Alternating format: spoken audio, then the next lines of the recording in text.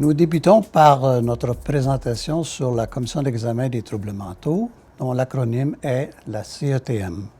Pour mieux comprendre ce qu'est la CETM, commençons par quelques notions d'histoire. La CETM origine du Code criminel. Elle entend aujourd'hui le cas de personnes accusées d'actes criminels et qui font l'objet d'un verdict d'inaptitude à subir un procès, ou encore d'un verdict de non-responsabilité criminelle pour cause de troubles mentaux. Les premières dispositions du Code criminel traitant de ce genre de cas remontent à 1892.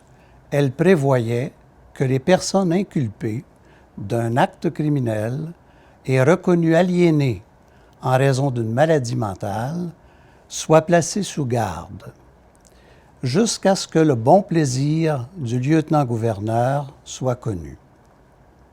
Cependant, aucun texte ne prévoyait comment le lieutenant-gouverneur devait exercer ce pouvoir.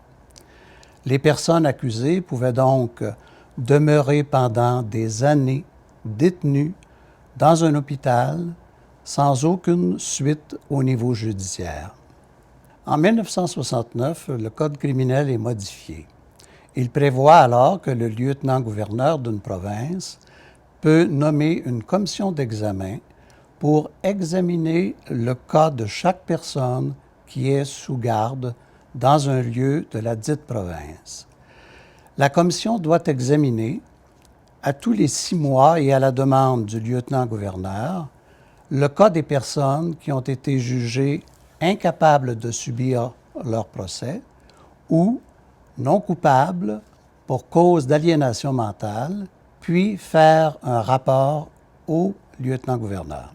Il faut souligner qu'à cette époque, un accusé inculpé d'un acte criminel qui était reconnu être aliéné au moment de la perpétration de l'infraction était déclaré non coupable pour cause d'aliénation mentale et considéré comme une personne acquittée. Il en était ainsi parce que l'acquittement découlait de l'absence de mens rea ou d'intention criminelle. La création de commissions d'examen à ce moment a apporté peu de changements dans la façon de faire. Le législateur n'a accordé aucun pouvoir décisionnel aux commissions. Elle est seulement un organisme consultatif. Elle n'a qu'un simple pouvoir de recommandation. Le lieutenant-gouverneur conserve ses pleins pouvoirs. Ses décisions demeurent sans règle et sans appel. Au Québec, les pouvoirs de la commission d'examen sont exercés par la commission de révision qui entend les demandes de révision déposées en vertu de la loi sur la protection du malade mental, sanctionnée le 30 juin 1972. En mai 1985, M. Swain est acquitté pour cause d'aliénation mentale et est maintenu sous garde selon le bon plaisir du lieutenant-gouverneur.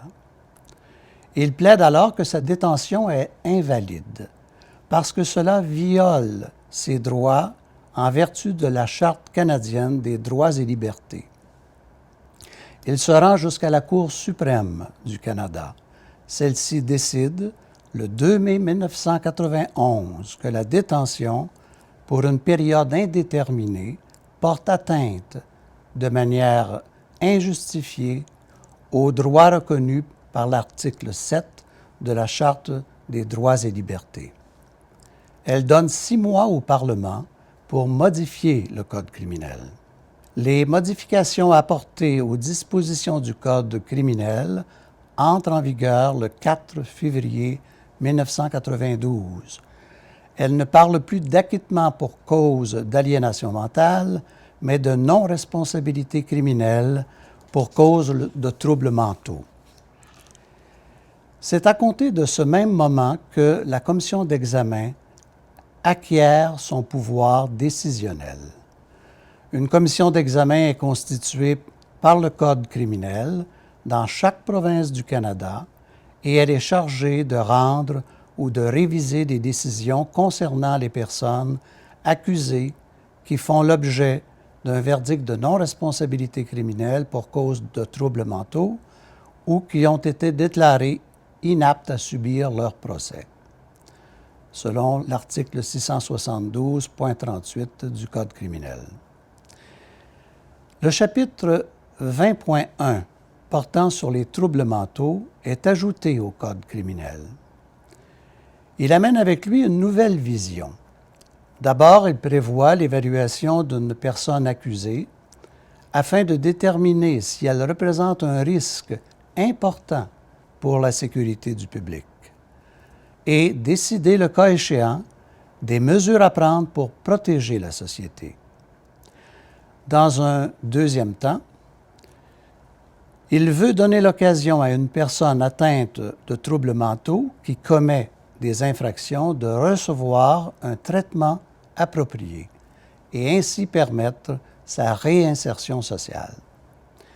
Les deux volets du nouveau système, évaluation et traitement, sont intimement liés. Le principe est que la sécurité du public ne peut être assurée qu'en stabilisant l'état mental de la personne déclarée non responsable et qui est dangereuse.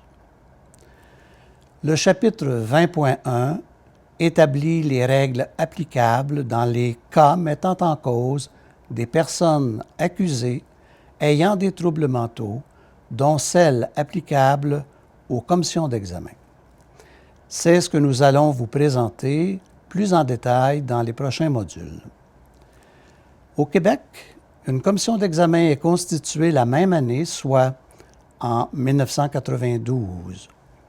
Elle est intégrée au Tribunal administratif du Québec, à la section des affaires sociales en 1998 et demeure régie par les dispositions du Code criminel.